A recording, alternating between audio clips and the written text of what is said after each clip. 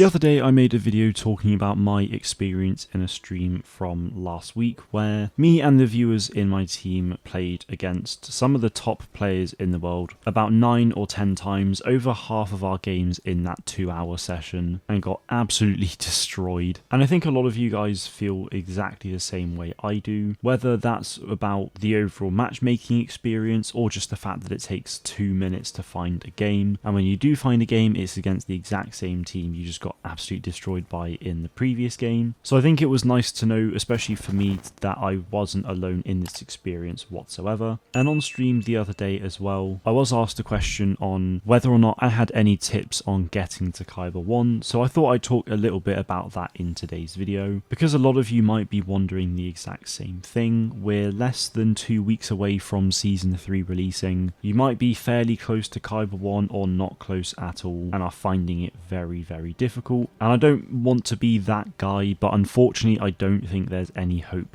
of anything changing. And I don't like to be that person, but unfortunately nothing will change within the next week and a half. In terms of the overall game that can help you get to Kyber 1, unfortunately all you have to do is just keep on grinding away and keep on hoping, or try and join a Discord server and ask for assistance by people who got to Kyber 1, because that's ultimately how I got there. There is a Star Wars Hunters Arena Discord that is run by some of the top players in the world, and a few of them are actually helping people get to Kyber 1. So a huge shout out to them for not only getting me to Kyber 1 but also getting others as well. I know they've helped quite a few people already, which I absolutely love to see. So I'll put a link to their Discord server in the description of this video, so go ahead and join that. The Ultimate Hunters Discord server will also be linked in the description, so go ahead and join that if you haven't already. So that's definitely your best option to get to Kyber 1 this season, but what about next season and going forward if things don't change? And ultimately the best thing to do is just get to Kyber 1 as soon as possible in the season. Early on in the season, especially because of the ranked rewards, people will just grind ranked for as long as they can just to get to Kyber 1 as soon as possible, and then pretty much after that they will stop playing. And I think that is why we are now seeing super long load times into ranked games, because a lot of the core community have just already got the rewards they wanted from it and no longer care about their position in the world, and will then just go back to casual, because that ultimately is faster to find games but also not so sweaty, which is something that I can absolutely appreciate because I'm pretty much starting to do the exact same thing. So I think with Season 3, 4 and beyond, especially if things don't change, I will genuinely just try and get to Kyber 1 within the first week or two, and through streams as well I will try and help you guys get to Kyber 1 as well. But I'm no pro player, I'm not someone who can spend 4 to 5 hours on the game most days. Unfortunately I can only really play when I stream, but I'll always do the best that I can. But that is honestly my biggest piece of advice to you. Just play early on in the season. I appreciate not everyone will be able to do that. Some of you guys might be watching this video and we could be 4 to 5 weeks into Season 3 already and you're struggling. So hopefully you can take that piece of advice on into the next season. And I know it's not great advice, but that is honestly all I feel like I can give, because the game at the moment just does not lend itself to late season pushes for Kyber 1. The matchmaking is pretty broken and horrendous, as I've already discussed in a previous video. So until the devs actually change anything, this is unfortunately the way I think we have to do it. I'm really hoping that we'll get the patch notes for Season 3 and it will say all these great things about matchmaking changes and changes to the meta, because that's another big problem as well. It's the triple stacking of tank hunters with the support, and people